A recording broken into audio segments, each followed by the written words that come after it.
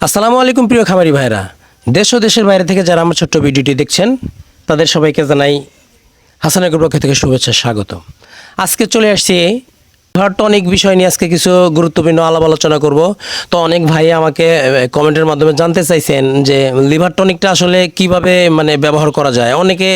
অনেক আপারা অনেক খামারি ভাই বোনেরা জানতে চাইছেন যে আসলে লিভার টনিকটা কোন সময় বা কোন টাইমে লিভার টনিকটা আমরা ব্যবহার করব। অনেক ভাইরা আসলে বোঝেন না। আমি অনেক ভিডিও দিছি লিভার টনিক বিষয়ে, অনেক কথা বলছি আসলে কিভাবে কিমরির ওষুধ খাওয়ানোর পরে লিভার টনিক, জিঙ্ক, ক্যালসিয়াম প্রয়োগ করতে হয় এই বিষয় নিয়ে অনেক আলাপ আলোচনা করছি। তো আজকে আবার নতুন করে বলতে আসছি। তো একটা ভাই আমাকে বারবার কমেন্টের মাধ্যমে জানতে চাইছে যে আসলে লিভার টনিকটা আসলে কীভাবে ব্যবহার করব। তো আমি আসলে শুরু থেকে আবার শেষ পর্যন্ত আমি বলবো, গুরুত্ব সহকারে আপনারা বোঝার চেষ্টা করবেন। তো লিভার টনিকটা হলো এই যে দেখেন এখানে একটা এই যে আপনার কিমরির ইনজেকশন আছে। দেখেন এখানে আমি ডিসপ্লেতে যে দেখেন খুব বড় সড়ো করে দেখাচ্ছি। এখানে যে লেখা আছে নাইট্রোনেক্স। এই নাইট্রোনেক্স ইনজেকশন যখন আপনি করার পরে, এটা কিন্তু কিমরির ইনজেকশন, এই নাইট্রোনেক্স ইনজেকশনটা যখন আপনি করার পরে 1 থেকে 2 দিন পরে আপনাকে এই লিভার টনিক যেটা আছে এই লিভার টনিকটা করতে হবে। এই লিভার টনিকের সাথে অবশ্যই আপনাকে জিঙ্ক করতে হবে। কারণ আমরা কেন জিঙ্ক এবং লিভার টনিক করি, যেমন এই যে এই কিমরির ওষুধটা যখন আমরা করি আপনার গরুটা একটু দুর্বল হয়ে যায়। দুর্বল হয়ে গেলে আপনার এই জন্যই আপনার এই গরুকে লিভার টনিক দিতে হয়। এবং এটা কিন্তু আপনার এই যে এই নাইট্রোনেক্স যেটা দেখেন এই ইনজেকশনটা করলে কলিজা কিমরি থেকে শুরু করে কলিজা কিমরি, চোখে কিমরি, পাতা কিমরি, ফিতা কিমরি, গোল কিমরি যা আছে সব ঝরে মরে পড়ে যায়। তখন কিন্তু আমরা গরু অনেক দুর্বল হয়ে যায়। যখন লিভারের থেকে কিমরিগুলো পড়ে যায় তখন লিভারটা অনেক দুর্বল হয়ে যায়। এই লিভারটাকে একটু চাঙ্গা করার জন্য, লিভারটাকে সতেজ করার জন্য, লিভারটাকে ভালো করার জন্য আমরা অবশ্যই লিভার টনিক দিব। লিভার শব্দের অর্থ অনেকে কিন্তু আমরা খামারি ভাইরা বুঝি না। লিভার অর্থ হলো কলিজা।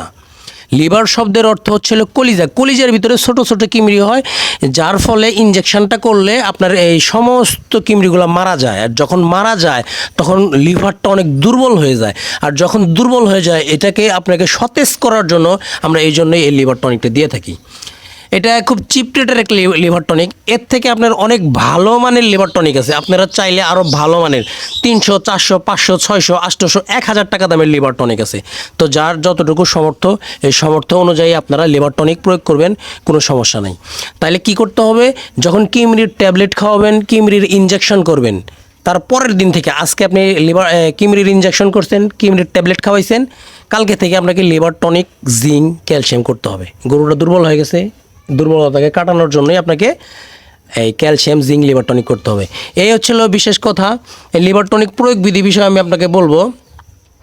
এই লিভার টনিক হলো আপনার যদি আপনার গরু হয়, ছোট বাছুর হয় বা ছোট গরু হয়, আপনি অনায়াসে 50 মিলি করতে পারেন। সকালে 50 মিলি করলেন, সকালবেলা যদি লিভার টনিক দেন, বিকালে আপনারা জিঙ্ক দিয়ে দিলেন, 50 মিলি দিলেন।